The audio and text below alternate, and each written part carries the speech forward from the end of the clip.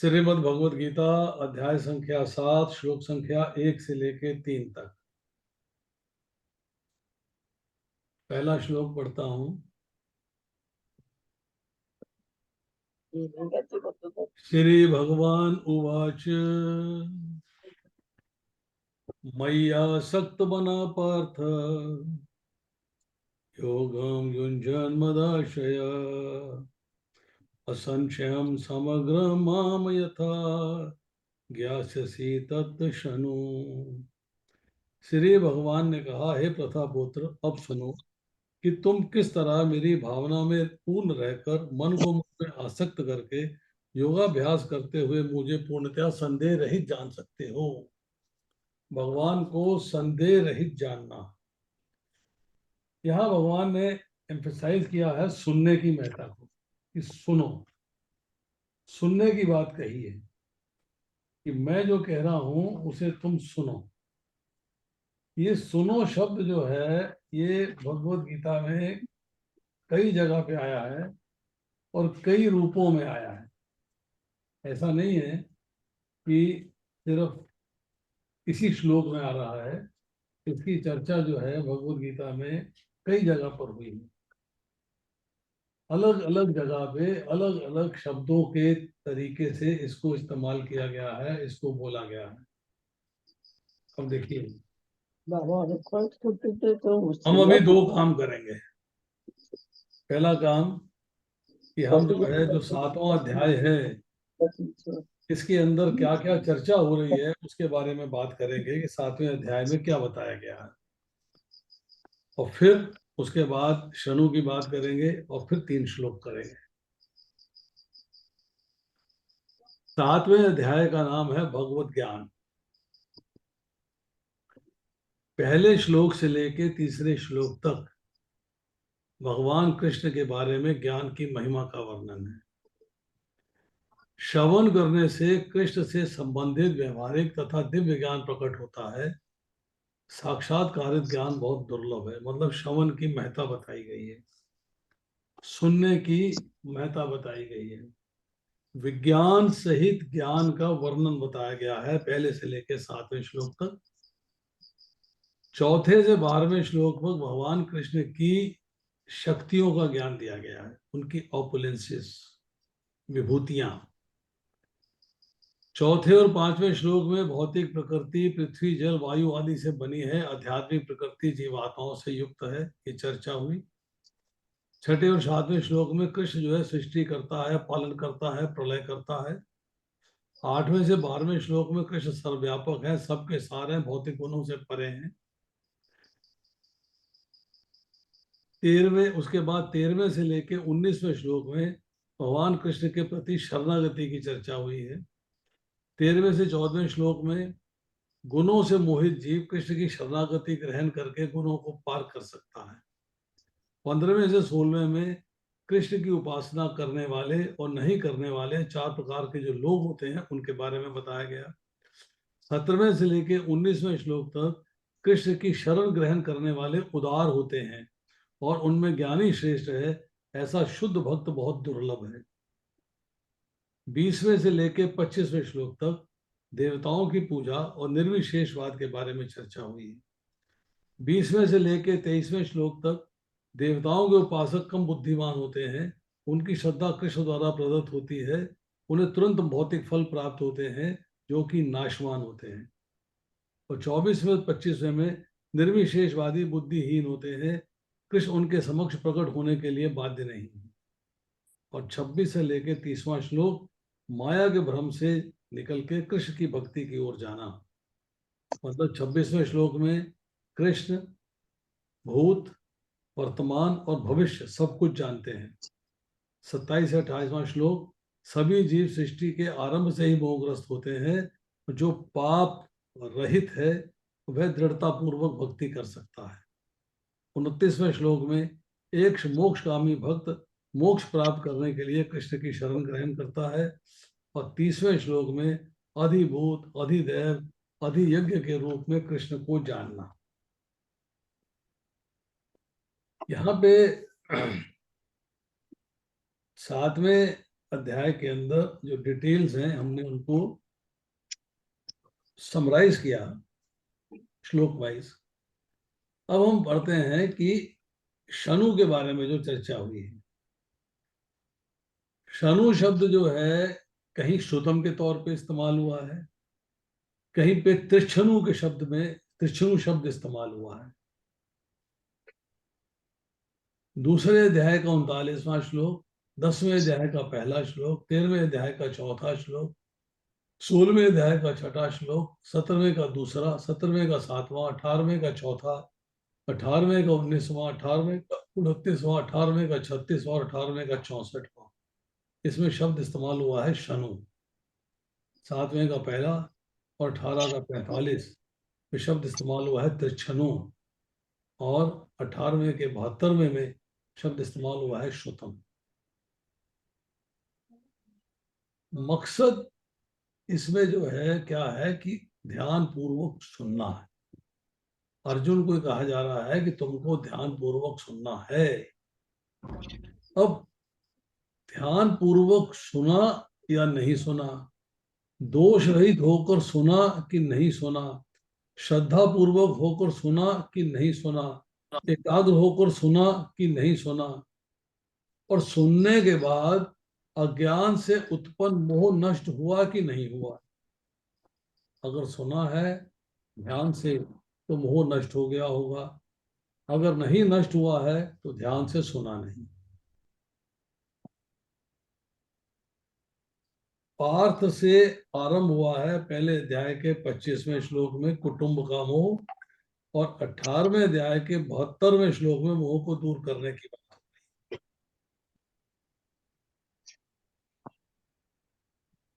सुनने की महत्ता है, इसलिए भगवान ने जो है बार बार सुनने के बारे में बोला।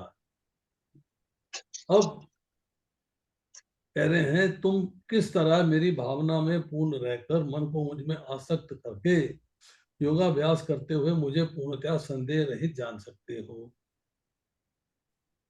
भगवान छठे अध्याय में बोल रहे थे, बता रहे थे, और इस वक्त भी उन्होंने कोई चांस नहीं दिया अर्जुन को पूछने का।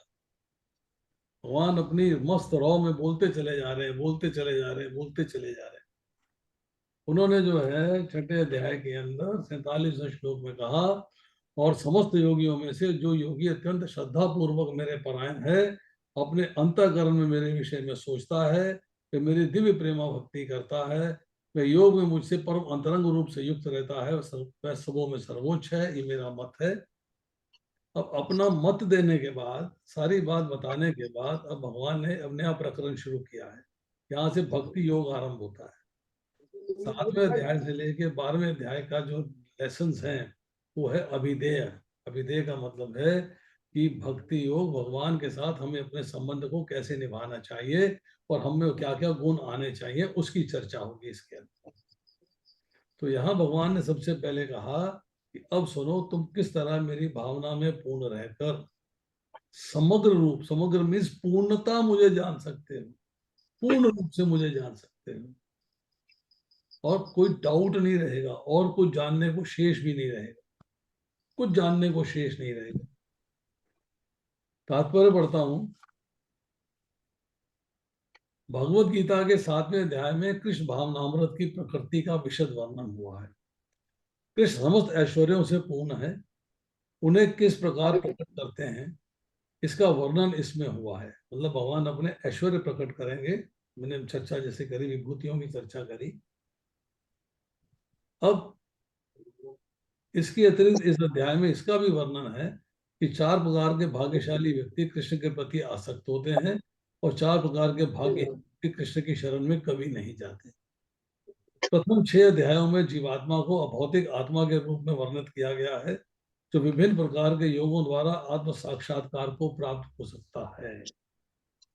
यहाँ ये चर्चा आ रही है कि जीवात्मा को अभौतिक आत्मा के रूप में वर्णित किया गया है।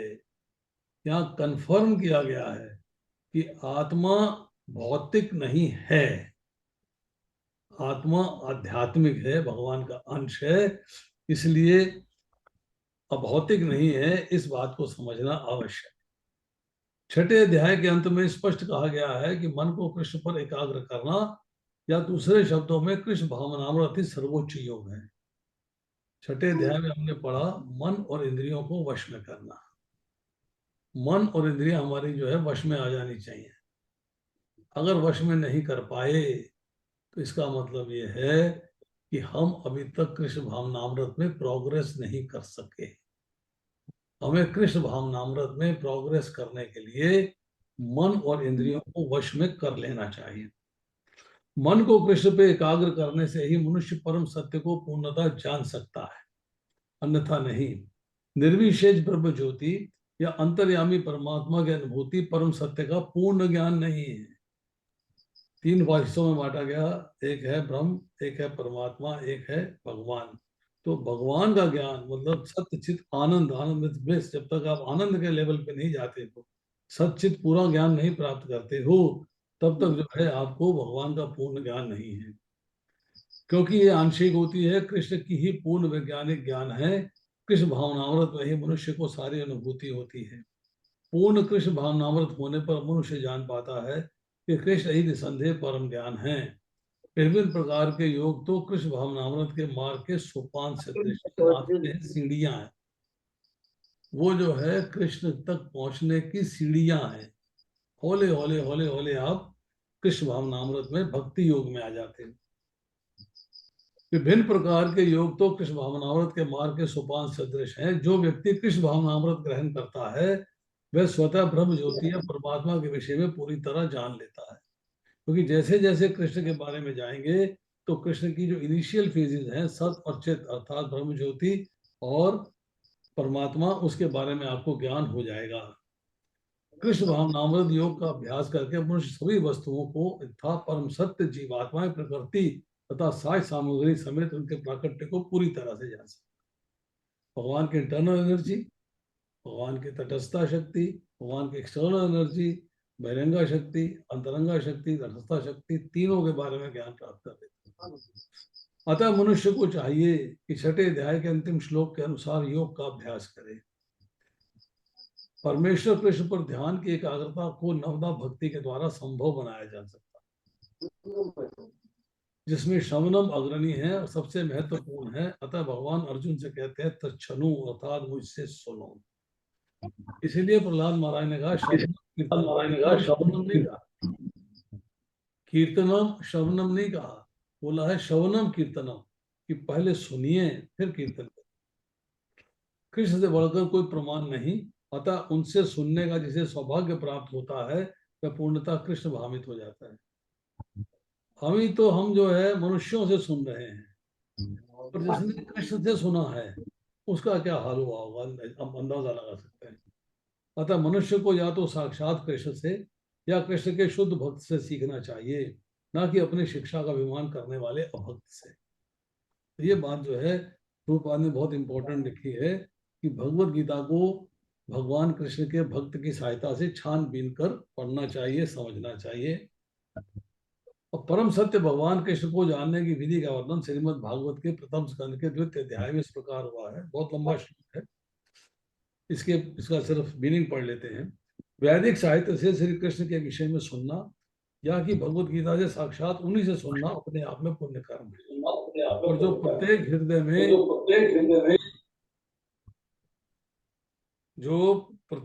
में वास करने वाले भगवान कृष्ण के विषय में सुनता है, उसके लिए वह शुभेच्छु मित्र की भांति कार्य करते हैं। और जो भक्त निरंतर उनका श्रवण करता है उसे वह शुद्ध कर देते हैं। आपका हृदय शुद्ध हो जाता है ज्ञान प्राप्त होने के बाद। इस प्रकार भक्त अपने सुप्त दिव्य ज्ञान को फिर से पा लेता है। ज्यो ज्यो में भागवत तथा भक्तों से कृष्ण के विषय में अधिकाधिक सुनता है, त्यों त्यों भगवत भक्ति में स्थिर होता चला जाता है। आपको श्रद्धा के लेवल से निकल के निष्ठा के लेवल पे आना है। निष्ठा के लेवल के बाद रुचि आएगी, आसक्ति आएगी, भाव आएगा, कृष्ण प्रेम आएगा, फिर धाम मिलेगा। तो निष्ठा के लेवल के आने के लिए आपको जो है सुनना है, भक्ति में स्थिर होना है। भक्ति के विकसित होते ही वे रजो तथा तमोगुणों से मुक्त हो जाता है। इस प्रकार भौतिक काम तथा लोभ कम हो जाते हैं। जब ये कलमश दूर हो जाते हैं तो भक्त सतोगुण में स्थिर हो जाता है। भक्ति के द्वारा सुखी प्राप्त करता है और भगवत तत्व को पूरे तरीके से जान लेता है।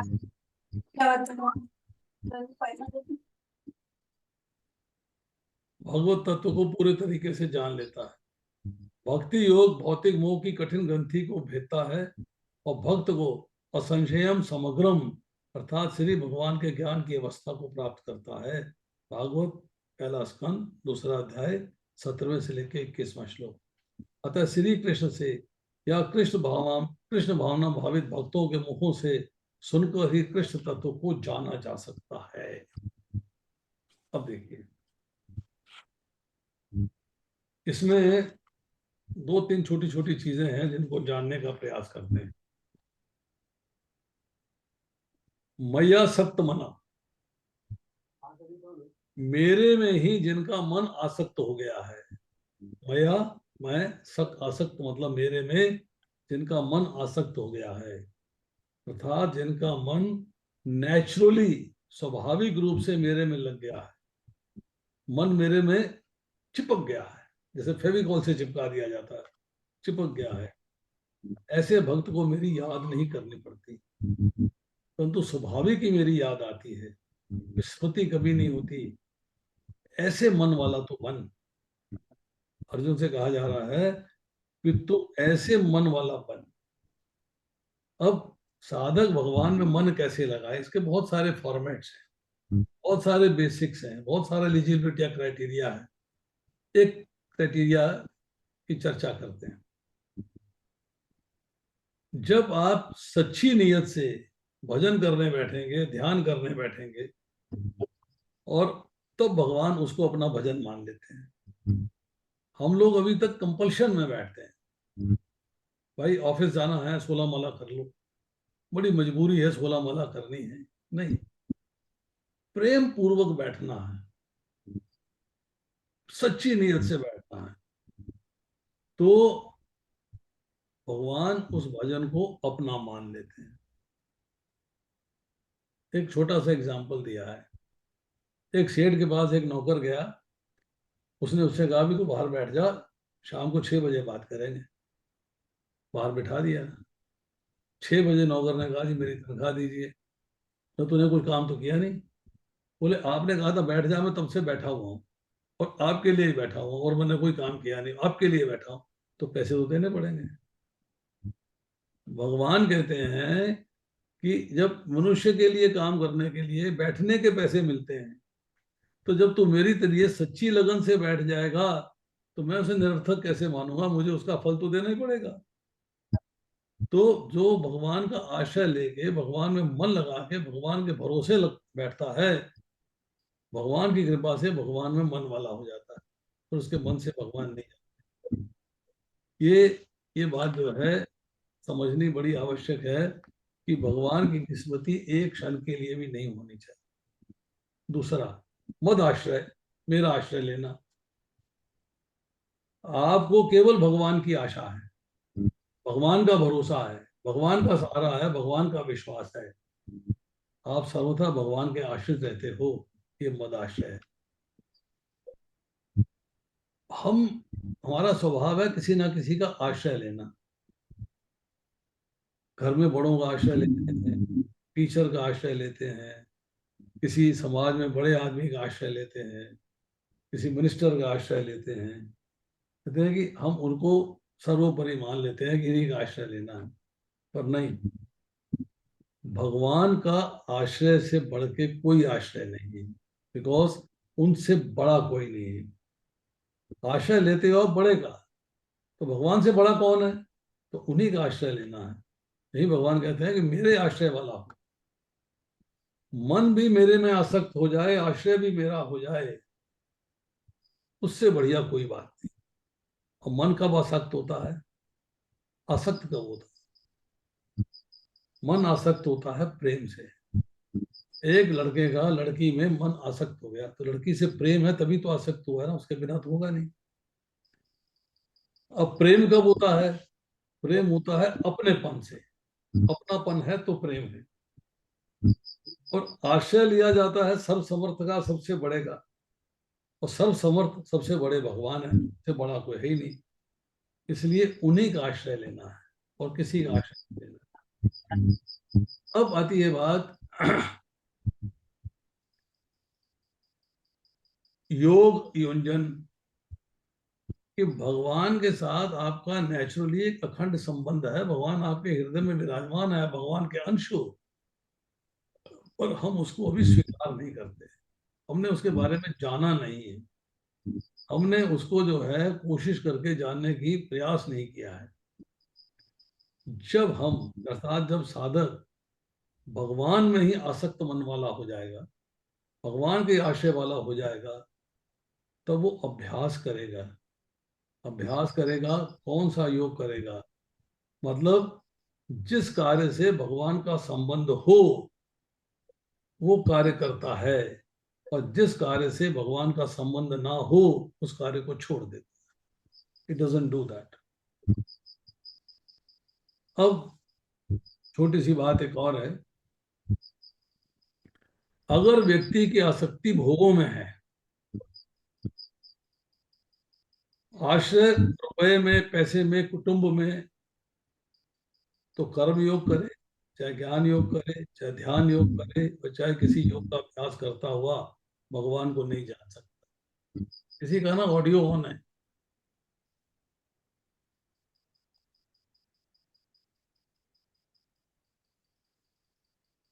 सती चक्रवर्ती, इनका ऑडियो ऑन है।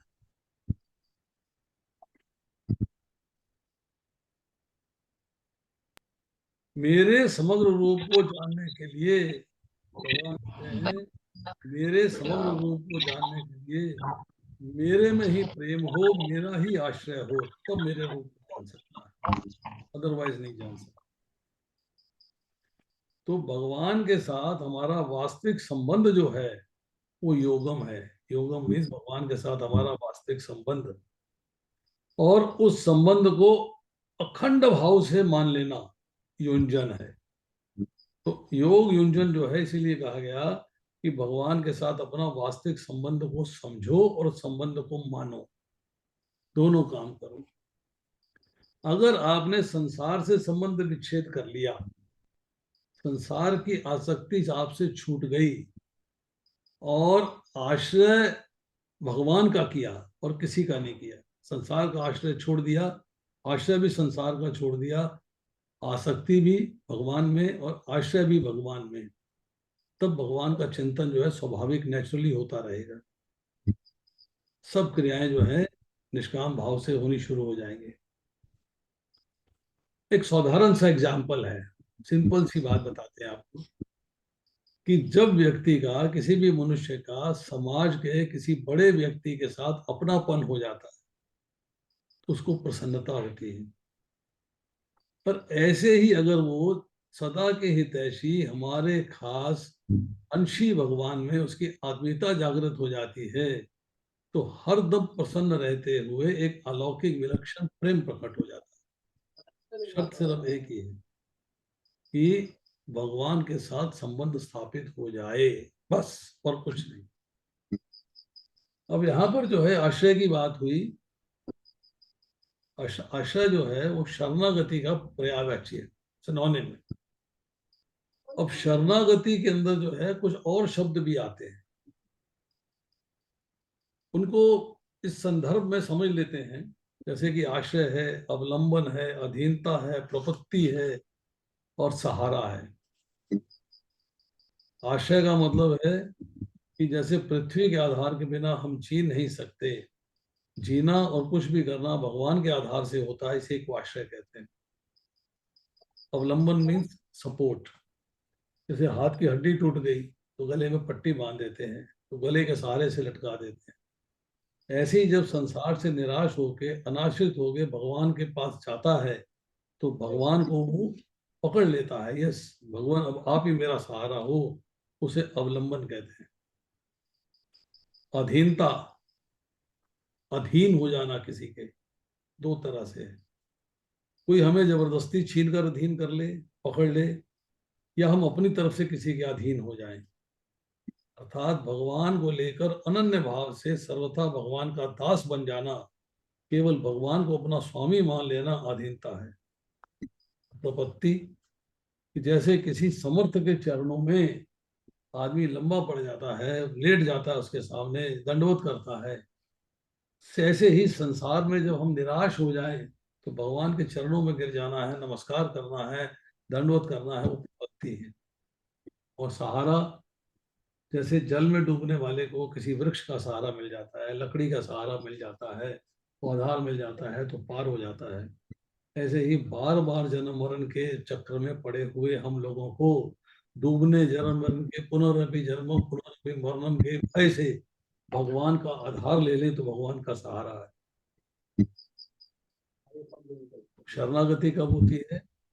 जब भगवान में आसक्ति हो और भगवान का ही आश्रय हो। तो भगवान का आश्रय, भगवान में मन लगाना, ये जो है बहुत इंपॉर्टेंट पॉइंट है। अब आते हैं हम श्लोक संख्या 2 पे।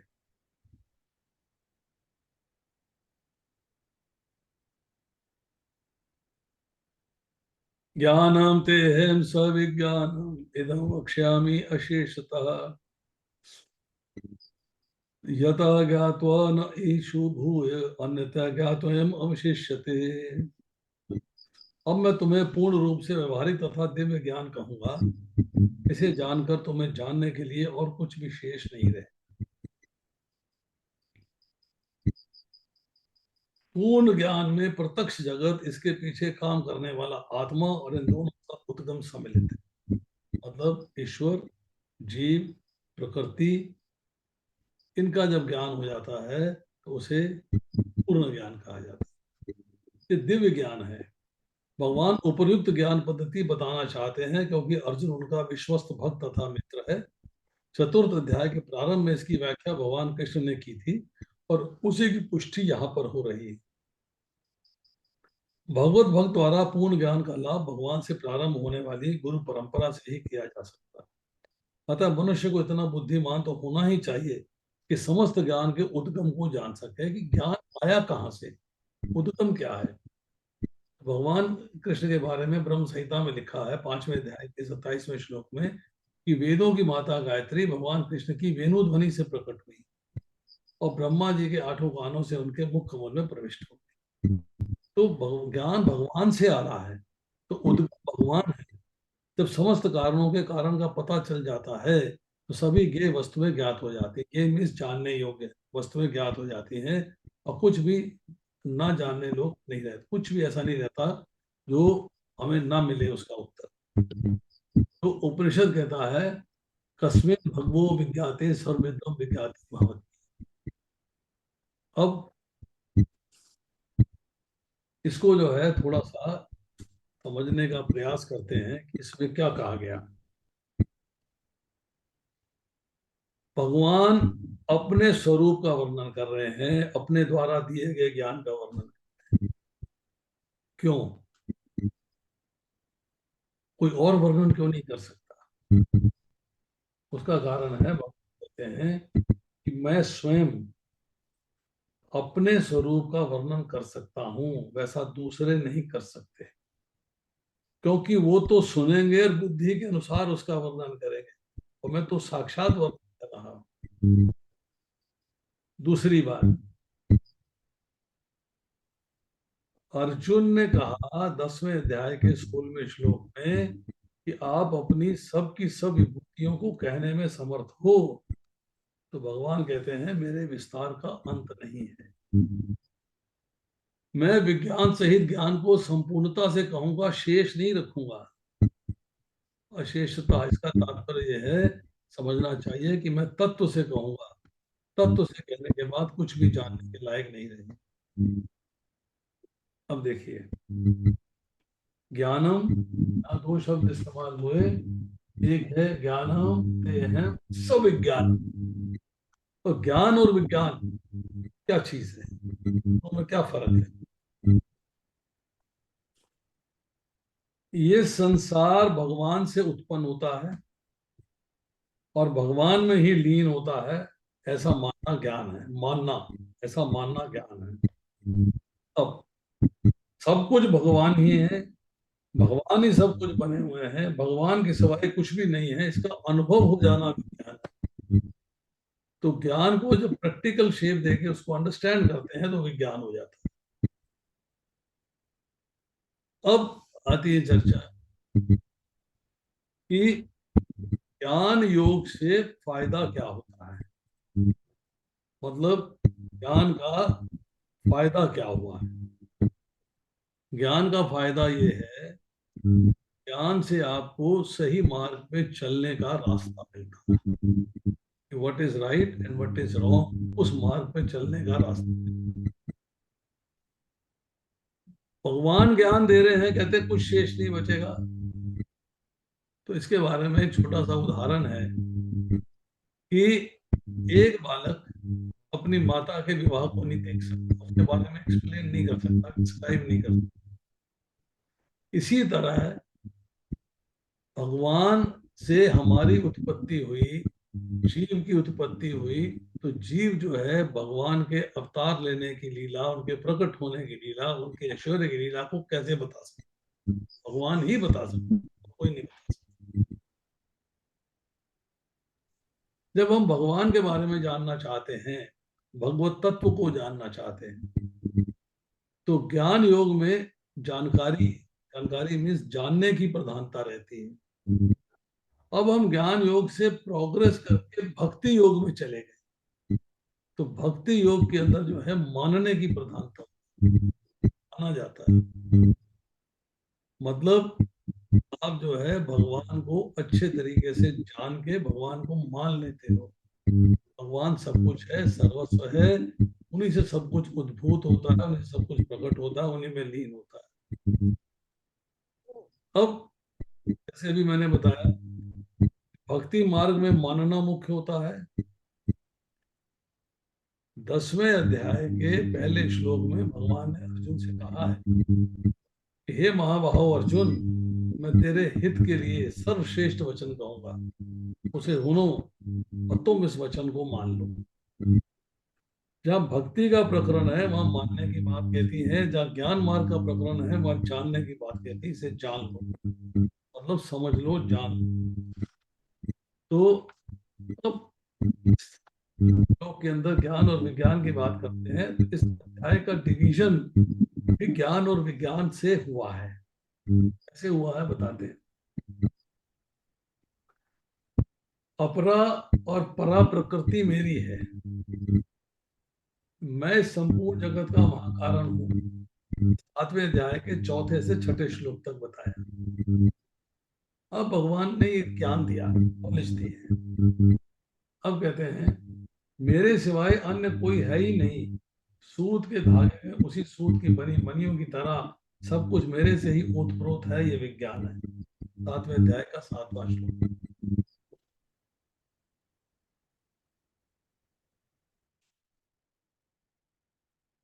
फिर कहा जल में रस, चंद्र सूर्य में प्रभा इत्यादि संपूर्ण भूतों का सनातन बीज, सात्विक राजसिक तामस भाव मेरे से होते हैं। ये 8वें से 12वें श्लोक में चर्चा आई है।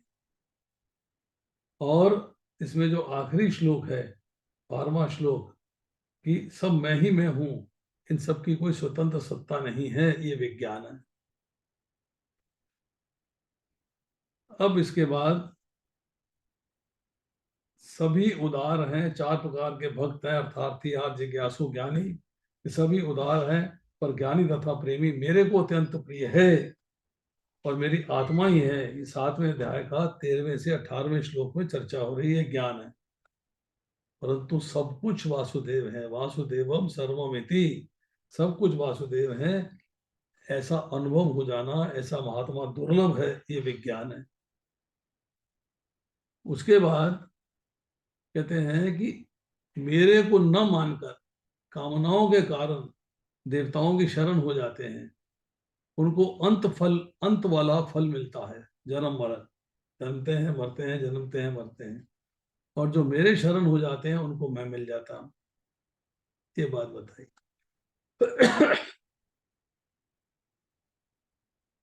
जो एक निश्चय करके मेरे भजन में लग जाते हैं वो निर्द्वंद हो जाते हैं। 7वें अध्याय के 20वें से 28वें श्लोक में ज्ञान बताया। और जो मेरा आश्रय लेते हैं वे ब्रह्म, अध्यात्म, कर्म, अधिभूत, अधिदैव, अधियज्ञ को जान जाते हैं, अर्थात चर असर सब कुछ मैं ही हूँ, ऐसा उनको अनुभव हो जाता है। 7वें अध्याय के 29 से लेके 30वें श्लोक में ये विज्ञान। तो जानना कुछ भी बाकी नहीं रहता। इसका अर्थ है कि इंद्रियों से, मन से, बुद्धि से जो परमात्मा को जानता है वे वास्तव में पूर्ण जानना नहीं है। हम लोग इंद्रियों से जानने का प्रयास करते हैं, मन से जानने का प्रयास करते हैं, बुद्धि से जानने का प्रयास करते हैं। ये पूर्ण नहीं है, क्योंकि बुद्धि, इंद्रियां, मन प्रकृति की बनी हुई है। जब प्रकृति से जो अतीत तत्व है, भगवान प्रकृति से अतीत हैं, उनको हम प्रकृति के तत्वों से कैसे जान सकते हैं? परंतु जब हम भगवान की शरण हो जाते हैं तब हम भगवान को जान जाते हैं। तो इसलिए भगवान को स्वयं से जाना जा सकता है, भौतिक इंद्रियों से, भौतिक बुद्धि से, भौतिक मन से नहीं जाना जा सकता। अब आते हैं श्लोक संख्या 3 पे। मनुष्याणां सहस्रेषु कश्चिदति सिद्धये यत्तमपि सिद्धानां कश्चिन् मां वेति तत्वतः। कई हजार मनुष्यों में से कोई एक सिद्धि के लिए प्रयत्नशील होता है, और इस तरह सिद्धि प्राप्त करने वालों में कोई विरला ही मुझे वास्तव में जान पाता है। तो यहाँ प्रभुपाद जी लिखते हैं परपट में, काफी लंबा परपट है। मनुष्यों की विभिन्न कोटियां हैं, तो हजारों मनुष्यों में से विरला मनुष्य ये जानने में रुचि रखता है कि आत्मा क्या है, शरीर क्या है, परम सत्य क्या है। सामान्यतः मानव आहार, निद्रा, भय तथा मैथुन जैसी पशु वृत्तियों में लगा रहता है। मुश्किल से कोई एक दिव्य ज्ञान में रुचि रखता है। यहाँ पे चर्चा आ रही है आहार, निद्रा, भय, मैथुनम चय सामान्य वेतत् पशु भी नाराना धर्म ही तेषाम अधिको विशेषो धर्मे नहीं ना पशु भी समान। ये चार चीजें पशुओं में भी और मनुष्य में भी कॉमन है। वो भी खाना खाते हैं, हम भी खाना खाते हैं। वो भी सोते हैं, हम भी सोते हैं। वो भी डरते हैं, हम भी डरते हैं। वो भी संतान पैदा करते हैं, हम भी संतान पैदा करते हैं। फर्क क्या है? फर्क है बुद्धि का। उनकी बुद्धि अभी सीमित है, हमारी बुद्धि एडवांस्ड है, और हम उस एडवांस्ड बुद्धि से दिव्य ज्ञान में रुचि रखते हैं। गीता के प्रथम 6 अध्याय उन लोगों के लिए हैं जिनकी रुचि दिव्य ज्ञान में, आत्मा, परमात्मा, ज्ञान योग, ध्यान योग द्वारा अनुभूति की क्रिया में तथा पदार्थ से आत्मा के पार्थक्य को जानने में है। मतलब आत्मा अलग है और शरीर अलग है, आत्मा अलग है, भौतिक प्रकृति अलग है। किंतु कृष्ण तो केवल उन्हीं व्यक्तियों द्वारा जानने योग्य हैं, ज्ञेय हैं, जो उनको जानते हैं, जो कृष्ण भावना भावित हैं। अन्य योगी निर्विशेष ब्रह्म अनुभूति प्राप्त कर सकते हैं। अगर आप भक्ति योग में नहीं आते हो तो आप ब्रह्म ज्योति तक जा सकते हो, उससे ज्यादा नहीं। क्योंकि कृष्ण को जानने की अपेक्षा ये सुगम है। कृष्ण परम पुरुष है, किंतु साथ ही वे ब्रह्म तथा परमात्मा के ज्ञान से परे हैं। योगी तथा ज्ञानी जन कृष्ण को नहीं समझ पाते। यद्यपि महानतम निर्विशेषवादी मायावादी शंकराचार्य ने अपने गीता भाष्य में स्वीकार किया है कि कृष्ण भगवान है। उन्होंने भज गोविंदम भज गोविंदम भज गोविंदम नहीं कहा है उन्होंने, शंकराचार्य ने अंत में आगे। किंतु उनके अनुयायी से स्वीकार नहीं करते, क्योंकि भले ही किसी को निर्विशेष ब्रह्म की अनुभूति क्यों ना हो, कृष्ण को जान पाना अत्यंत कठिन है। भक्त ही जान पाता है। भक्त्या माम अभी जानाति, भक्त ही भगवान को जान सकता है और कोई नहीं। कृष्ण भगवान है, समस्त कारणों के कारण है। आदि भगवान गोविंद है, ईश्वर परमा कृष्ण सच्चिदानंद विग्रह, अनादि आदि गोविंदम सर्व कारण कारणम। और भक्तों के लिए उन्हें जान पाना अत्यंत कठिन है। यद्यपि भक्तगण ये घोषित करते हैं कि भक्ति का मार्ग सुगम है, किंतु वह इस पर चलते नहीं।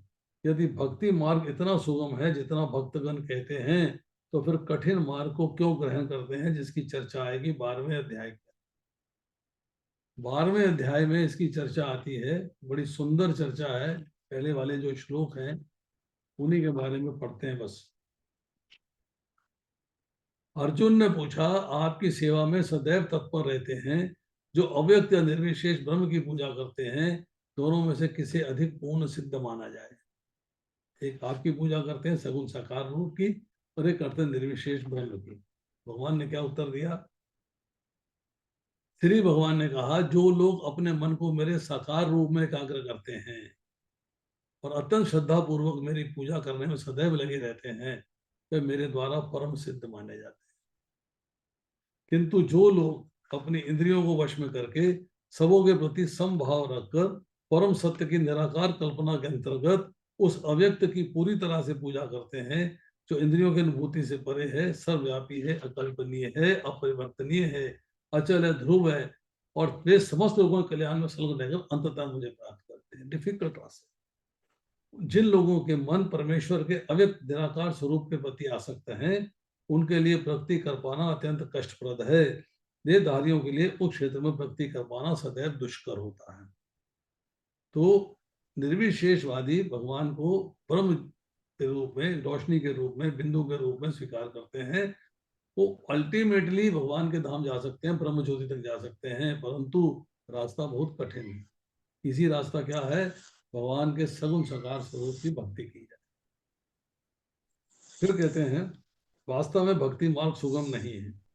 भक्ति के ज्ञान से ही अनधिकारी द्वारा लोगों द्वारा ग्रहण किए जाने वाला तथा कथित भक्ति मार्ग भले ही सुगम हो, परंतु विधि विधानों के अनुसार दृढ़ता पूर्वक इसका अभ्यास किया जाता है, तो मानसिक दार्शनिक भी इस मार्ग से छूट जाते हैं। विधि विधानों के अनुसार कार्य को करना, अपने आप नहीं, अपने मनोधर्म से नहीं, अपनी मर्जी से नहीं। तो बड़े बड़े फिलोसोफर भी फेल हो जाते हैं। श्री रूप गोस्वामी अपनी कृति भक्ति रसामृत सिंधु 1.2.101 में लिखते हैं, वह भगवत भक्ति जो उपनिषदों, पुराणों तथा नारद पंचरात्र जैसे प्रमाणिक वैदिक ग्रंथों की अवहेलना करती है, समाज में व्यर्थ व्यवस्था फैलाने वाली होती है। मतलब भक्ति करनी है तो श्रुति, स्मृति, पुराण आदि, पंचरात्रि, विधिम बिना, इन सब शास्त्रों को स्वीकार करना है, इनके अनुसार चलना है, इसके बिना नहीं चलना है। तो ब्रह्मवेता, निर्विशेषवादी या परमात्मा वेता योगी तो भगवान के कोई यशोदानंदन या पार्थसारथी के रूप में कभी नहीं समझ सकते। वो भगवान यशोदानंदन के रूप में उनको नहीं समझ सकते। यशोदानंदन छोटे से भगवान ने कितने बड़े बड़े कार्यकलाप कर दिए। सुबह हम इसी की चर्चा कर रहे थे। छोटे से भगवान 6 दिन के थे पूतना का वध कर दिया, 3 महीने के थे छकड़े से 2 वृक्ष गिरा दिए। तो ये लोग नहीं समझ सकते। तो कभी कभी बड़े बड़े देवता भी कृष्ण के विषय में भ्रमित रहते हैं। मुहयंती यत् सूर्य मातु वेदना कश्चना, भगवान कहते हैं कोई भी मुझे उस रूप में तत्वता नहीं जानता जैसा मैं हूं। तो जन्म कर्म से में दिव्यम एवं यो वेति तत्वता, भगवान के जन्म और कर्मों की दिव्यता को जानना आर्ट है, भक्त ही जान सकता है। और यदि कोई जानता है तो महात्मा दुर्लभ है। वासुदेवम सर्वमिति सा महात्मा सुदुर्लभा, ऐसा महात्मा दुर्लभ है, ऐसा महात्मा विरला होता है। अतः भगवान की भक्ति किए बिना कोई भगवान को तत्वता नहीं जान पाता, भले ही महान विद्वान या दार्शनिक क्यों ना हो। केवल शुद्ध भक्त ही कृष्ण के अचिंत गुणों को सब कारणों के कारण रूप में, उनकी सर्वशक्तिमता, ऐश्वर्य, उनकी संपत्ति, यश, बल, सौंदर्य, ज्ञान तथा वैराग्य विषय में कुछ कुछ जान सकते। कुछ कुछ मतलब भगवान के जो अचिंत गुण हैं वो शुद्ध भक्ति जान सकता है। शुद्ध भक्त का मतलब ये है एडवांस शुद्ध भक्त होना चाहिए, जो कि तीनों गुणों से परे चला गया है, तीनों गुणों को क्रॉस कर गया। हम सुनली 1000 हाँ है, हम सुनली अथी दिलक 2500 दिलक राज्य सरकार अपन ऐड अपन 4500 6500। विमल कुमार जी अपना ऑडियो ऑफ कर लीजिए। अगस्त्या 6th सी भी अपना ऑडियो ऑफ कर, आप दोनों का ऑडियो ऑन है। आंगनबाड़ी योजना अब हो गया 7000। फल से बढ़ल कहिया 25 रुपया साड़ी क्या 50 रुपया से पूरे लाइन। प्रभु जी राम कैलाश राय का ऑन है, बहुत आवाज आ रही है उनकी भी। मजा मारो कना हां बैठल इधर बढ़ा बिंदास से लेकिन केंद्रो बढ़ा केंद्र भी बढ़ा 10-12 हजार हो जाए। पहले वाली मेरा तो ऐसे 5900 ना 950 5950 ओकरा। हम जी आवाज बंद करिए। 7,000 ही हो गए। 4,000 तो 500 रुपये कहाँ बढ़ल गेल वैसे वही बढ़ती कम नहीं बढ़ती। अभी भी किसी का ऑडियो ऑन है? तो वैसे कल ही अभी प्रभु जी राम कैलाश जी कौन है? हमर नाम ले रहा है। हाँ हम है राम कैलाश आपका राय। ऑडियो ऑन है, ऑडियो ऑफ कीजिए। राम कैलाश जी ऑडियो बंद कीजिए। हाँ।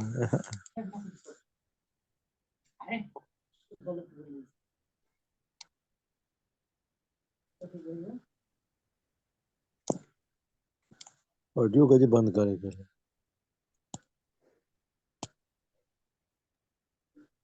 अभी किसका ऑडियो ऑन है?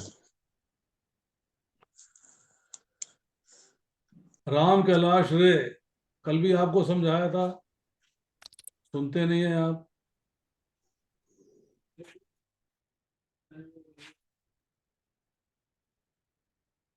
कल सारे कर दोगे तो कल सारे नहीं।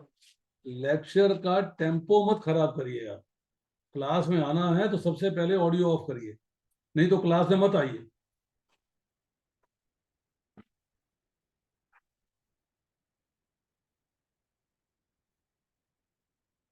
देखिए केवल शुद्ध भक्त ही कृष्ण के अचिंत गुणों को सब कारणों के कारण रूप में, उनकी सर्वशक्तिमता तथा ऐश्वर्य, उनकी संपत्ति, उनका यश, बल, सौंदर्य, ज्ञान तथा वैराग्य के विषय में कुछ ना कुछ जान सकता है। तो भगवान सर्वशक्तिमान है, इसको जानना। भगवान सर्व ऐश्वर्यवान है, इसको जानना। भगवान सर्व संपत्ति के मालिक है, मतलब उनके धन संपत्ति सब उन्हीं की है। यश, उनसे ज्यादा यश किसी का नहीं है, उनसे ज्यादा बल किसी का नहीं है, उनसे ज्यादा सौंदर्य किसी का नहीं है, उनसे ज्यादा ज्ञान किसी का नहीं है, उनसे ज्यादा वैराग्य किसी का नहीं है। तो इनके विषय में आप कुछ कुछ जान सकते हो। पूर्णता तभी जान पाओगे जब भक्ति में आ जाओगे, जब भक्ति योग में आ जाओगे। क्योंकि कृष्ण अपने भक्तों पर दयालु होते हैं। ब्रह्म साक्षात्कार की पराकाष्ठा है वे, जो केवल भक्तगण ही उन्हें तत्वतः जान सकते हैं। अतः भक्ति रसामृत सिंधु में 1-2-234 में कहा गया है कि अतः कृष्ण नाम आदि वह भवे ग्रह में इंद्रिय सेवान्मुखे जीवादो स्वयं कुंठित इंद्रियों के द्वारा कृष्ण को तत्वतः नहीं समझा जा सकता, किंतु भक्तों द्वारा की गई अपनी दिव्य सेवा से प्रसन्न होकर वे भक्तों को आत्म तत्व प्रकाशित करते हैं। अब देखिए यहाँ पे चर्चा आ रही है कि हजारों मनुष्यों में से कोई एक सिद्धि के लिए प्रयत्नशील होता है, और इस तरह सिद्धि प्राप्त करने वालों में से बिरला एक मुझे वास्तव में जान पाता है। अब काउंटलेस जीव हैं, मतलब जीवों को गिनती नहीं की जा सकती, और उन जीवों में से मनुष्य हैं। और हजारों लाखों मनुष्यों में से कोई एक ऐसा है जो कि आध्यात्मिक जीवन की ओर आकर्षित होता है, कि स्पिरिचुअल पाथ पे चलना चाहता है। जो हजारों जो है आध्यात्मिक जीवन की ओर आकर्षित होते हैं, उनमें से एक भगवान के बारे में जानना चाहता है। जो हजारों भगवान के बारे में जानना चाहते हैं, उसमें एक भगवान को डायरेक्टली रियलाइज कर पाता है, और जो हजारों भगवान को समझ पाते हैं, उनमें से एक श्याम सुंदर स्वरूप के रूप में भगवान को जान पाता है। तो कितना रेयरिटी है ये सोचिए आप। अब भगवान की तरफ आप ना उनको जान पाए, भगवान की तरफ न लग पाए, उसका कारण है भोग और संग्रह में लगना। हम लोग जो है भोगने में, इंद्रिय भोगों में और लौकिक संग्रह करने में जुड़े रहते हैं। जो लो ये जमा कर लो, बस इसी चक्कर में रहते हैं। तो सांसारिक भोग पदार्थ जो हैं, प्रारंभ में तो सुख दिखाई देता है, तो हम जो है तत्काल सुख देने वाले साधनों में लग जाते हैं। परिणाम क्या होगा, इस पर विचार नहीं करते।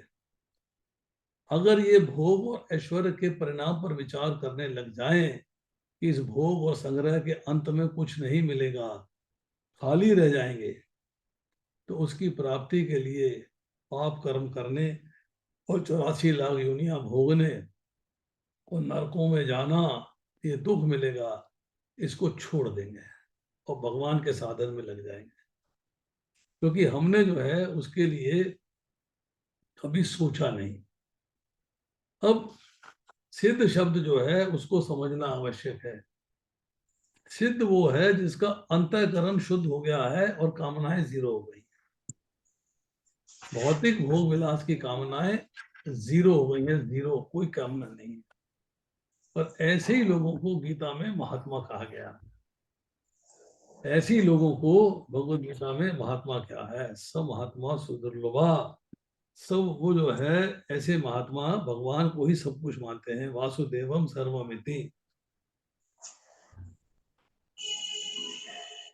तत्वज्ञ पुरुष जो भगवान को सब कुछ मानता है, 7वें अध्याय के 19वें श्लोक में चर्चा आएगी। वो व्यक्ति जो आसुरी संपत्ति से रहित होकर केवल दैवी संपत्ति का आश्रय लेकर अनन्य भाव से भगवान का भजन करता है, ऐसा व्यक्ति जो है वो भगवान को प्राप्त कर सकता है, दूसरा नहीं। अब बहुत सारे लोग यत्न कर रहे हैं, जैसे मैंने आपको बताया, परंतु केवल एक ही भगवान को तत्व, मतलब उनमें से एक, ये नहीं कि सारे संसार में से केवल एक, मतलब बहुत सारे व्यक्ति जो प्रयत्न कर रहे हैं उसमें से बहुत कम लोग जो है भगवान को तत्व से जानते हैं। ये भगवान ने कहा, इसका तात्पर्य है कि आज के समय में भगवान की सेवा हम करते हैं, भगवान की पूजा अर्चना करते हैं, परंतु जिस भाव से करनी चाहिए, जिस मूड से करनी चाहिए, उस मूड से हम नहीं कर पाते। बहुत सारी चीजें हम अंडर कंपल्शन करते हैं। कंपल्शन, जिस दिन तत्व को समझ जाएंगे, जिस दिन उसकी मूल समझ जाएंगे, हम जड़ समझ जाएंगे, उस दिन जो है स्वभावतः नेचुरली करना शुरू कर देंगे। फिर हमें जो है कोई कंपल्शन नहीं होगी कि मुझे मजबूरी में करना है, ऐसा कुछ नहीं होगा। फिर मुझे जो है वो कार्य जो है नेचुरली मेरे से होना शुरू हो जाएगा। मैं उसको स्वाभाविक तौर पे उठे चालू हो गए, सब कार्य अपने लेवल पे चल रहे हैं, सब कार्य अपने तरीके से चल रहे हैं, और भगवान की सेवा जो है मुख्य हो गई और बाकी सारे काम गौण हो गए। तो उत्कट अभिलाषा होनी चाहिए भगवान को प्राप्त करने की, और उत्कट अभिलाषा होना ही दुर्लभ है। कि जब कारण क्या है कि जब आपकी अभिलाषा उत्कट हो जाएगी तो भगवान की शरणागति ले लेंगे, और शरणागति लेंगे तो जिम्मेदारी भगवान की हो जाएगी, आपकी जिम्मेदारी खत्म हो जाएगी, यू विल बी रिलीज्ड। तो आज इतना ही। इन 3 श्लोकों में किसी का कोई प्रश्न है तो पूछ सकता है। प्रभु जी हरे कृष्णा। यस। प्रभु जी शुरू के श्लोकों में ये वर्ड पहले भी कई बार आया है, विरला। कोई विरला ही होता है, कोई विरला ही होता है ये जो कर सकता है। तो विरला वर्ड का मतलब क्या है प्रभु जी? बिरला कहते हैं रेयर। रेयर। अच्छा अच्छा। मेरे साथ प्रॉब्लम ये है कि जब भी ये बिरला शब्द आता है ना, मैं वो टाटा बिरला वाला बिरला समझ लेता हूँ वो कि बी है, कोई बिरला ही वो होगा। वो बॉम्बे वाला बी है, अ, ये विक्ट्री वाला बी है। समझ गया मुझे, थैंक यू। रेयर। इसमें जो वी हुआ है विक्ट्री वाला भी है, उसमें जो है बॉम्बे वाला भी है। हाँ प्रभु जी। हरे कृष्णा प्रभु जी, दंडवत प्रणाम। यस प्रभु। प्रभु जी, अक्सर आप कहते हैं कि मतलब कला, मतलब जैसे भक्ति की कला या जो हमें भगवान को पाने की योग्यताएं हैं, उनकी कला को मतलब जानना एक कला है, ये मैं समझ नहीं पा रहा हूँ प्रभु जी। तो इस पे कुछ मार्गदर्शन करें कि वो जैसे चिंतन की कला या अन्य कलाएं हैं भक्ति की, उसको जानने की मतलब क्या कला आप कहना चाहते हैं प्रभु जी, जानना चाहता हूँ। हरे कृष्णा, दंडवत प्रणाम प्रभु आपने कभी कोई गाड़ी चलाई है? जी। जी प्रभु जी। स्कूटर चलाया है, कार चलाई है, कुछ चलाया है? जी जी जी प्रभु। क्या चलाते हैं आप? मैं कार भी चलाता हूँ, बाइक भी चला लेता हूँ प्रभु। आप अपनी इस कार लेके और सदर बाजार एरिया में जाइए, गुड़गांव के सदर बाजार एरिया में, दिल्ली के सदर बाजार एरिया में, और वहां से अगर आप कार चला के ठीक ठाक कार को बिना छुआए, बिना कट लगे, बिना कोई निशान लगे लौट आते हैं, तो हम कहेंगे आपको कार चलाने की कला आती है। जी जी जी समझ गए मेरी बात? जी 45 सेक्टर में कार चलानी आसान है, खुली खुली सड़कें हैं, चला के जहां मर्जी घुमा के लगा दी। पर सदर बाजार में जाके गाड़ी चलानी मुश्किल है। और वो गाड़ी चलानी आ गई तो आपको चलाने की कला आती है। इसी तरह आपको भक्ति करने की कला आनी चाहिए।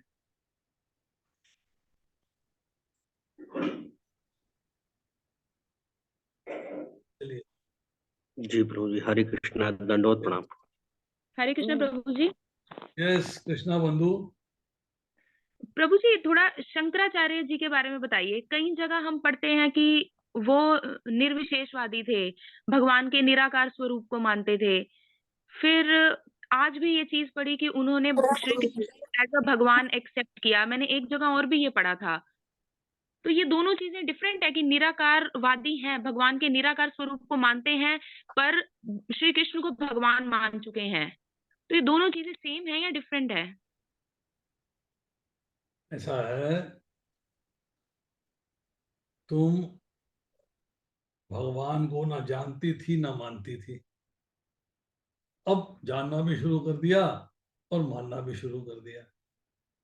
ये ट्रांसफॉर्मेशन आया समय पाके ना, एकदम तो नहीं आया ना, शुरू में था भी नहीं। तो शंकराचार्य जो है, उनका जो रोल था, शंकर जी का अवतार है वो। भगवान ने उनको ड्यूटी सौंपी थी कि जो बुद्ध अवतार के अंदर जो वेदों को उन्होंने जो है रिजेक्ट कर दिया था, आप जाके वेदों को स्थापित करो और बिगिनिंग करो भगवान की निर्गुण निराकार उपासना की। वो शून्यवाद में चले गए थे, आप भगवान की निर्गुण निराकार रूप की उपासना के बारे में एम्फेसाइज करो। तो शंकराचार्य जी की जो जिम्मेदारी थी वो भगवान के निर्गुण निराकार रूप की उपासना करने का ज्ञान देना था। और जब उन्होंने ज्ञान दिया, क्योंकि तो थे शंकर जी के अवतार, तो अंत में आगे उन्होंने ये स्वीकार किया कि भगवान जो है सगुण और साकार है। तो उन्होंने जो है भगवान को स्वीकार किया, शुरू में स्वीकार नहीं किया। ब्रह्मा जी के चारों कुमार जो है शुरू शुरू में भगवान को जो है वो निराकार मानते थे। जब उनको भगवान के दर्शन हुए हैं, जब वैकुंठ में गए हैं, तब उन्होंने भगवान को सगुण और साकार माना। तो बहुत सारी ऐसी बातें हैं जिनको ग्रेजुअली हम लोग समझते हैं। यस रूही। जी नमस्ते। आपने एक बार बताया था कि अर्जुन को पृथा पुत्र क्यों कहा गया है। आप एक बार दोबारा बता देंगे प्लीज? क्या दोबारा पूछो जरा। अर्जुन को पृथा पुत्र क्यों कहा गया है? आपने एक बार पहले समझाया था, आप एक बार दोबारा बता देंगे? ऐसा है कि भगवान कृष्ण जो है उनके पिता कौन थे, बता सकते हैं? सूरसेन। वसुदेव। वसुदेव जी, वसुदेव के पिता थे सूरसेन। भगवान कृष्ण जो है उनके दादा कौन थे?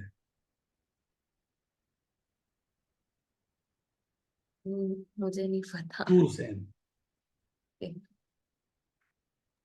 और कुंती भोज जो है वो इनके पिता के मित्र थे। तो जब वसुदेव के यहाँ, मतलब वसुदेव की बहन थी जिसका नाम था पृथा, मतलब शूरसेन की पुत्री, तो पृथा जो है उसको गोद दे दिया गया कुंती भोज को। तो जब कुंती भोज के यहाँ चली गई तो कुंती कहलाई, और जब यहाँ रहती थी माता पिता के पास तो वो पृथा कहलाती। और उसी प्रथा को उन्होंने जो है भगवान ने कंसीडर करते हुए, क्योंकि ओरिजिनल नाम जो है उसका पृथा था और कृष्ण की बुआ थी वो, तो उन्होंने जो है उसको अर्जुन को पृथा का पुत्र अर्थात पार्थ कहा है, पार्थ के नाम से। ठीक है जी, थैंक यू। हरे कृष्णा प्रभु जी, भावना बोल रही हूँ। बोलो जी भावना जी, बोलो। हाँ प्रभु जी, अध्याय फर्स्ट के 40वें श्लोक में ये अर्जुन ने वर्ड यूज किया है, हे वृष्णिवंशी। वृष्णिवंशी का क्या मीनिंग होता है प्रभु जी? कृष्ण जी के लिए यूज हुआ है ये वर्ड। कृष्ण जी के लिए शब्द इस्तेमाल हुआ है वृष्णिवंशी। ये तो आपने बहुत बड़ी बात पूछ ली। चलिए आपको वृष्णिवंशी की भी बात बता देते हैं।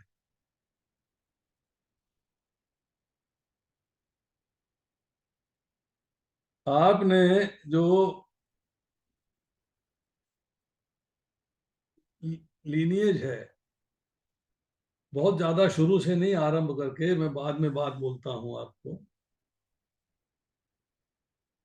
कि जो वंश था,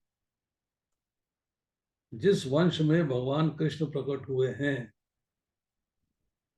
उस वंश का नाम था वृष्णि। वृष्णि कहा जाता है कि जो ययाति की दो पत्नियां थी, एक देवयानी और एक शर्मिष्ठा। देवयानी थी शुक्राचार्य की पुत्री और शर्मिष्ठा थी वृषपर्वा की पुत्री, जो कि राजा थे वहां। तो शुक्राचार्य की पुत्री जो ब्राह्मणी थी, उससे जो है, जो देवयानी से ययाति के दो पुत्र हुए, एक यदुवंशी और एक तुर्वसु, जो यवन बने बाद में। और जो शर्मिष्ठा थी, जो वृषपर्वा की पुत्री थी, उससे तीन पुत्र हुए, एक द्रहु, एक अनु और एक पुरु। द्रहु से आगे बने भोज, अनु से बने मल्लेज और पुरु से बने पौरव। तो यदुवंशी जो है, इनका जब आगे फर्दर एक्सपेंशन होता है तो उसमें एक वृष्णि वंश बना। तो भगवान कृष्ण को जो है वृष्णि वंशी कहा जाता है, क्योंकि वृष्णि वंश से आए हैं। चलिए। ठीक है प्रभु जी, हरे कृष्णा। प्रभु जी हरे आपका कृष्ण प्रभु जी, दंडवत प्रणाम। हरे कृष्णा। ललित प्रभु, आप मेरे से ना बाद में बात करिएगा, मैं आपसे बात करूंगा। I want to talk to you. और नेहा, तुम भी मुझे फोन करना, तुमसे भी मुझे बात करनी। यस, शांति प्रदा माता जी, आप बताइए। अमिता जी प्रभु जी। खड़ा है और शांति। प्रभु जी, अभी आप जैसे समझा रहे थे कि वृष्णिवंशी क्यों कहा है, वो बड़ा लंबा एक्सप्लेनेशन था। हमें थोड़ा सा ऐसे बताएं कि हम एकदम से उसको कैच कर पाए, जैसे कि उनके पेरेंट्स से रिलेट करके। ऐसे हम याद नहीं कर पाएंगे प्रभु जी इतना लंबा। दोबारा बताइए जरा, क्या कहना चाहती हैं आप?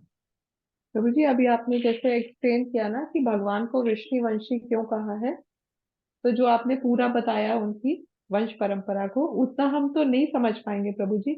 थोड़ा शॉर्ट में रिलेट करके बताइए कि उनके पेरेंट्स को जैसे एक एक या दो पीढ़ी में रिलेट करके बताएं, ताकि हम याद रख सके। देखिए, बड़ी सिंपल सी बात है।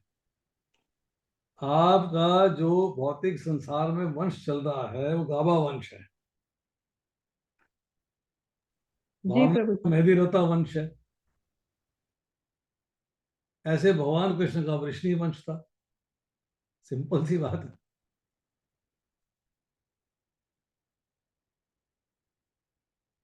और बताइए, अमिता जी पूछिए, क्या पूछना चाहती हैं तो आप? भगवान अपने नाम के आगे कृष्ण वृष्णिवंश लगवाते प्रभु जी। हाँ, तो उनको वृष्णि वंश के थे ना वो। जी। यदु वंश है, यदु वंश की आगे ब्रांच वृष्णि वंश है। अच्छा। तो यदुवंशी भी कहलाते हैं, यादव भी कहते हैं उनको। ठीक है, इट्स अ सब ब्रांच। तो इसलिए उनको जो है वृष्णि वंशी कहा गया है। ठीक है प्रभु जी। माता जी 40वां श्लोक चर्चित कर रही है ना?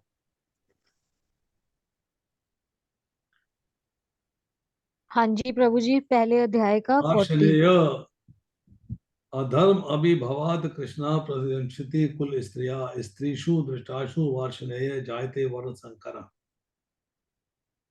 तो वार्ष्णेय का मतलब है वृष्णिवंशी।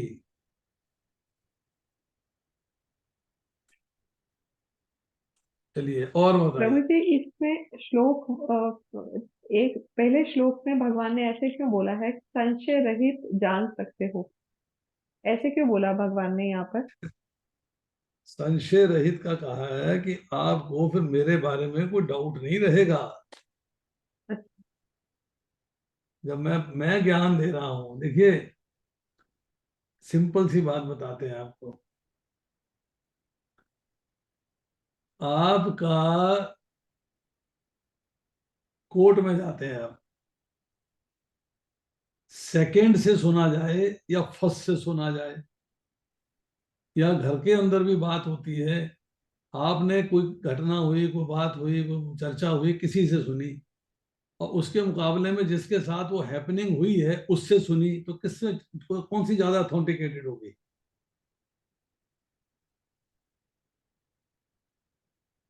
जिसके साथ बात हुई है जी उससे जब सुनेंगे तो अथेंटिकेटेड होगी। पर अगर हम जो है उसको दूसरे के मुख से सुनेंगे तो हो सकता है उसमें कोई थोड़ी बहुत चीज आ जाए, थोड़ा बहुत बदलाव आ जाए, थोड़ा बहुत आ जाए, मतलब वो अपनी तरफ से कोई नमक मिर्च लगा दे। तो यहाँ पर जो है बात जा रही है असंशयम। असंशयम का देखिए जो शब्दार्थ है, वहां लिखते हैं प्रभुपाद निसंदेह, और यहाँ कहते हैं पूर्णतया संदेह रहित जान सकते हो। निसंदेह मतलब संदेह के बिना। तो अब जो कि ज्ञान स्वयं भगवान दे रहे हैं, इसलिए तुम्हें को डाउट नहीं होना चाहिए। अगर मान लो ज्ञान किसी और से मिलता है फिर डाउट कर सकते हो सच है कि नहीं है, इसने बता तो दिया, पता नहीं ठीक कह रहा कि नहीं कह रहा। इसीलिए जो है प्रभुपाद जी ने लिखा है कि आपको भक्त की सहायता से भगवत गीता को छानबीन कर पढ़ना चाहिए। छानने बीनने का मतलब है आपके क्वेश्चंस होने चाहिए। You should read it sincerely and ask question. जो पूछ रहे हो आप, जो प्रश्न आप कर रहे हो, it is a very good sign. ये बहुत बढ़िया बात है ये। अति इसलिए उत्तम। प्रभु जी भगवान ने जो अगली बात कही कि अब मैं तुम्हें बहुत ही प्रैक्टिकल और दिव्य ज्ञान दूंगा, जिसे जान लेने के बाद कुछ भी और शेष नहीं रह जाएगा, तुम्हारे मन में कोई डाउट्स नहीं रह जाएंगे, ऐसे कहना चाहते हैं भगवान? तुम्हारे मन में कोई डाउट नहीं, क्योंकि मैं जैसे मैंने आपको एग्जांपल दिया कि भाई एक बच्चे ने पूछा कि मेरे माता पिता का विवाह हुआ था, तो कोई पड़ोसी जो है बता रहा है ऐसे हुआ था, ऐसे हुआ था, ऐसे हुआ था, ऐसे हुआ था, और माता स्वयं बता रही है कैसे हुआ था, तो कौन ज्यादा अथेंटिकेटेड है? माता। उसका तो विवाह हुआ, वही तो बता रही है कैसे हुआ था। तो इसी तरह जब भगवान ज्ञान दे रहे हैं, भगवान बता रहे हैं, तो भगवान द्वारा जो बात बताई जा रही है वो ज्यादा अथेंटिकेटेड है। That is absolutely correct. उसमें कोई डाउट नहीं होना चाहिए। इसलिए कहा है कि उसमें कोई तेरे को संदेह नहीं रहेगा कि कोई डाउट हो, ये ऐसा हुआ वैसा हुआ, नहीं। जो मैं बता रहा हूँ उससे तेरा मन जो है बिल्कुल पक्का हो जाएगा, श्रद्धा पक्की हो जाएगी, श्रद्धा निष्ठा में कन्वर्ट हो जाएगी। हरे कृष्ण प्रभु जी। यस। प्रभु जी एक और चीज बताएं कि भक्ति मार्ग भले ही सुगम हो, किंतु जब विधि विधानों के अनुसार दृढ़ता पूर्वक इसका अभ्यास किया जाता है तो मीमांसक तथा दार्शनिक इस मार्ग से च्युत हो जाते हैं। मतलब कि प्रभु जी इसका कहने का मतलब ये है कि ये मुश्किल है, या क्या कहना चाहते हैं भगवान? नहीं, कहाँ से पढ़ा आपने, बताइए। ये प्रभु जी ये थर्ड श्लोक है, और थर्ड श्लोक में जब भक्ति रसामृत सिंधु का जो श्लोक है उसके जस्ट ऊपर वाली लाइन है, तात्पर्य में। यहाँ लिखा हुआ है भक्ति के ज्ञान से हीन अनधिकारी लोगों द्वारा ग्रहण किए जाने वाला तथा कथित भक्ति मार्ग भले ही सुगम हो, किंतु जब विधि विधानों के अनुसार दृढ़ता पूर्वक इसका अभ्यास किया जाता है तो मीमांसक तथा दार्शनिक इस मार्ग से च्युत हो जाते हैं। इस पे आप चर्चा कर रही हैं? जी प्रभु जी। हाँ, बिल्कुल ठीक। इसमें इसको ब्रेक करके पढ़िएगा, एक साथ नहीं पढ़िए। जी। इस लाइन को ब्रेक करिए। वास्तव में भक्ति मार्ग सुगम नहीं है। भक्ति मार्ग is not a easy path, difficult है। आगे, भक्ति के ज्ञान से हीन मतलब जिन लोगों को भक्ति का ज्ञान नहीं है पर पोज करते हैं कि हमें भक्ति का ज्ञान है, वो शो ऑफ करते हैं कि हमें भक्ति का ज्ञान है, पर टेक्निकली उन्हें भक्ति का पूर्ण ज्ञान नहीं है। ऐसे लोग जो है अधिकारी नहीं है, अनधिकारी हैं।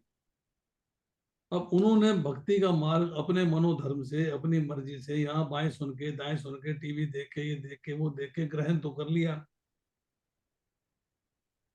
अब उनको लगा कि जो उन्हें बताया गया बड़ा सुगम है। जैसे मैं आपको एग्जाम्पल देता हूँ, मैंने आज सुबह भी, कल भी चर्चा करी थी। आप हमारे पास आइए, हम संत हैं, हम आपको भगवान दिलवाएंगे। आपको भगवान के पास जाने की आवश्यकता नहीं है, कोई दिलवाना तो मैंने है। वहां जाके क्या करोगे? Follow me, I will get you to Krishna. मैं आपको भगवान के पास पहुंचा दूंगा। आपने कहा बड़ा आसान है भाई, कौन मंदिर जाए, कौन सेवा करे, कौन ये करे, कौन वो करे, इनकी चेलागिरी करो, भगवान मिल जाएंगे। अब आपने जो है इसको बड़ा सुगम मान लिया, इजी, जो मर्जी खाओ, जो मर्जी पियो, जो मर्जी करो, जैसे मर्जी आनंद लो, भोग विलास करो, no problem, everything is accepted and agreed.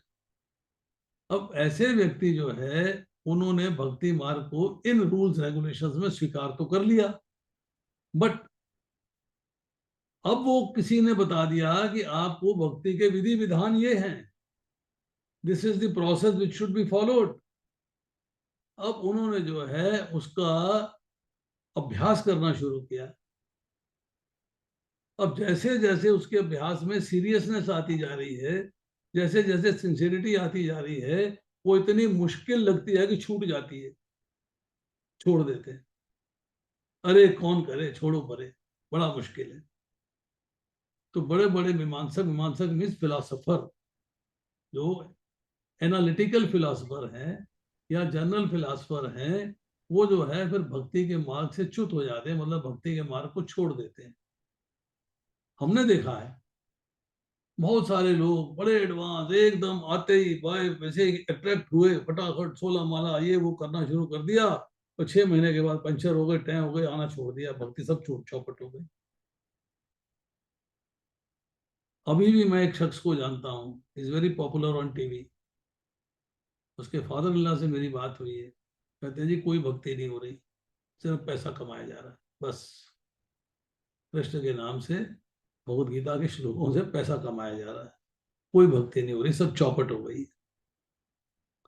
Because आपने जब जो है उसको बड़ा आसान समझ लिया और उसको जो है अपने पैसा कमाने का साधन बना लिया, तो हौसला के पैसा कमाना मुख्य हो गया, भक्ति चौपट हो गई। तो दृढ़ता पूर्वक अभ्यास किया जाता है तो आप इस मार्ग से च्युत हो जाते हो, मतलब मार्ग आपका छूट जाता है, आप उस मार्ग पे नहीं चल पाते।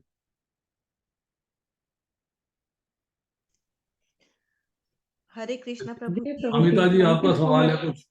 हाँ जी प्रभु जी, मेरा सवाल है श्लोक संख्या 1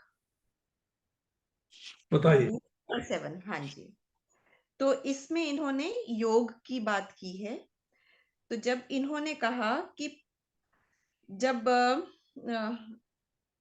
मेरी भावना से पूर्ण होकर और मन को मुझ में आसक्त करके योगाभ्यास करते हुए मुझे पूर्णतया संशय रहित जान सकते हो। तो मेरा सवाल ये है कि जब हम योगाभ्यास की बात करते हैं, यहाँ पर योगाभ्यास का ये मतलब है कि हमने टोटली हम भगवान के प्रति अटैच हो गए, अपने मन से, अपनी बुद्धि से और अपने हृदय से, वचनों से, वो मतलब है योगाभ्यास का।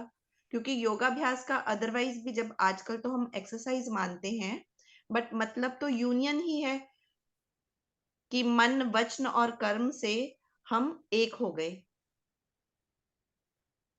ठीक, आगे। तो मेरा यही सवाल है कि योगाभ्यास से जो मैंने समझा वो क्या सही समझा? देखिए बड़ी सिंपल बात है जी। आप सेंटेंस को पढ़िए दोबारा से। जी पहले शब्दार्थ पढ़ते हैं। जी भगवान कृष्ण ने कहा मुझ में आसक्त मन वाला, जी संबोधित किया है हे प्रथापुत्र, आत्म साक्षात्कार अभ्यास करते हुए मेरी चेतना में निसंदेह पूर्णतया मुझको किस तरह जान सकते हो, ये मुझसे सुनो।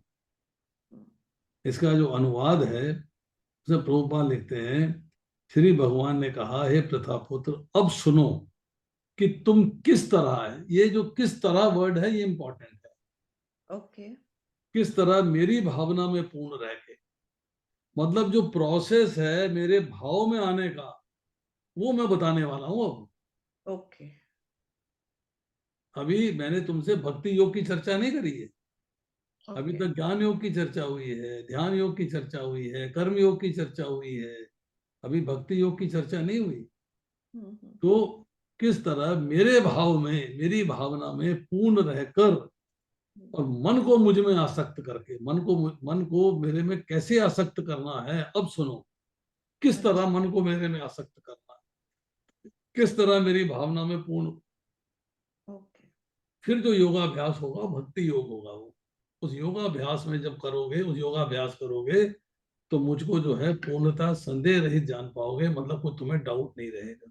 जी जी जी अब वो प्रोसेस बताने वाले हैं कि किस तरह मेरी भावना में रह सकते हो पूर्ण, और किस तरह जो है मन को मेरे में आसक्त करते हो पूर्ण।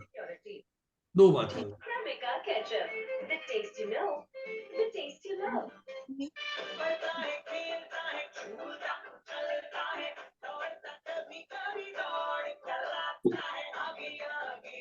और बताइए।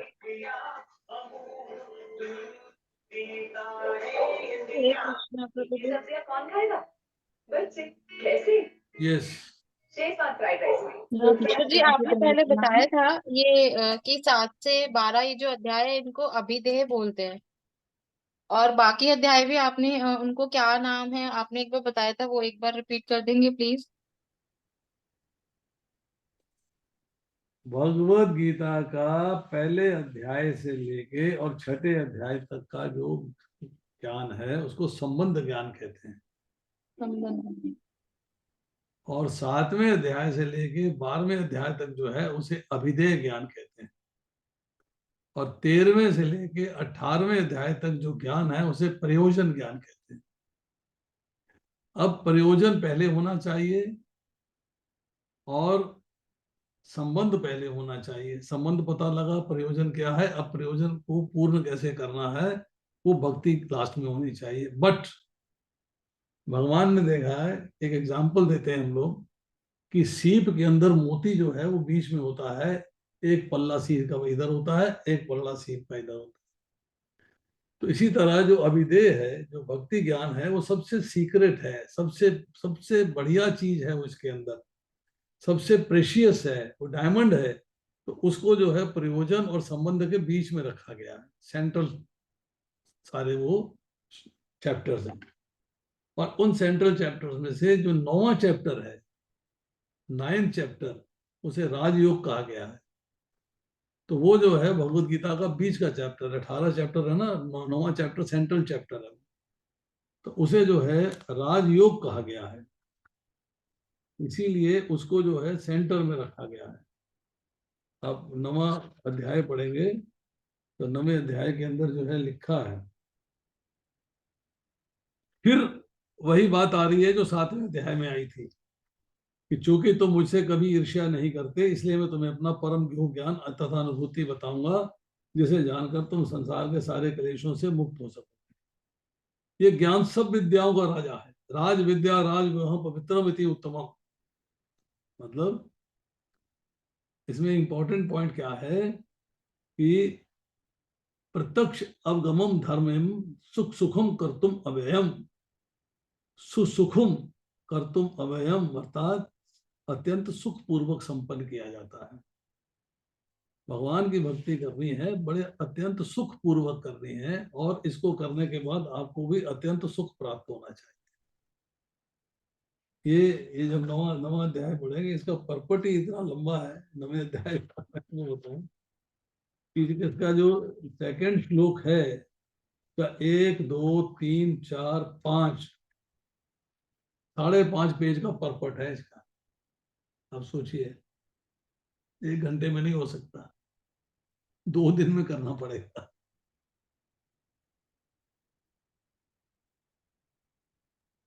थैंक यू प्रभु जी। प्रभु जी एक क्वेश्चन और है।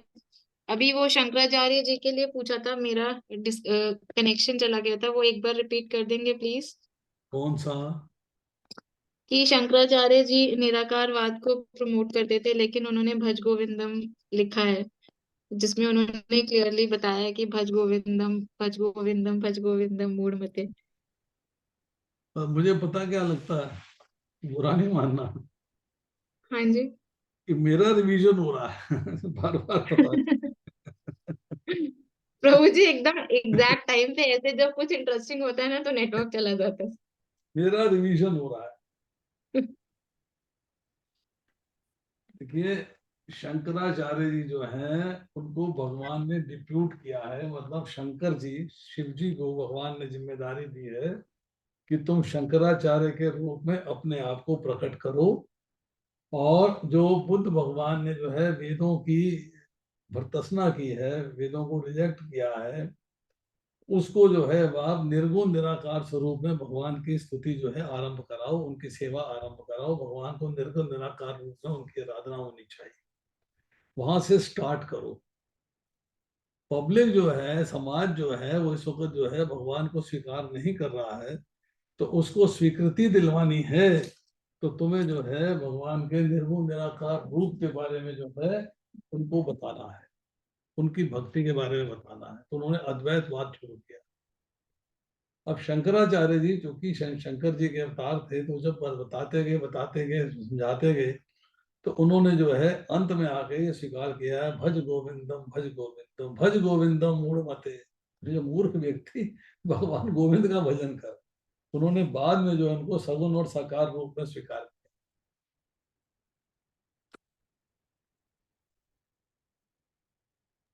थैंक किया। यू प्रभु जी। कृष्ण।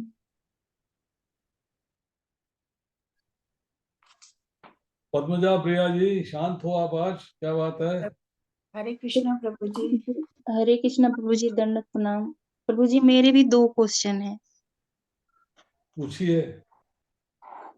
एक तो प्रभु जी ये क्वेश्चन है कि जो हमारे आदि गुरु शंकराचार्य जी हैं, तो उन्होंने गीता महात्म को स्वीकारा है, या गीता महात्म को उन्होंने बोला है, या गीता महात्म को उन्होंने लिखा है? ये शंकराचार्य जी ने गीता महात्म्य को बताया है, और गीता महात्म्य का वर्णन जो है वो पद्म पुराण में भी आता है, उत्तराखंड में। पद्म पुराण में गीता महात्म्य में भी है, एकादशी महात्म्य में भी है, और भागवत महात्म्य में भी है। बहुत सारे महात्म्य है उसके अंदर। तो शंकराचार्य ने जब ये गीता महात्म्य में बताया है, उसको बाद में संकलित कर लिया गया और लिखित रूप में दे दिया गया। यानी कि इन्होंने बताया है। यस। जी।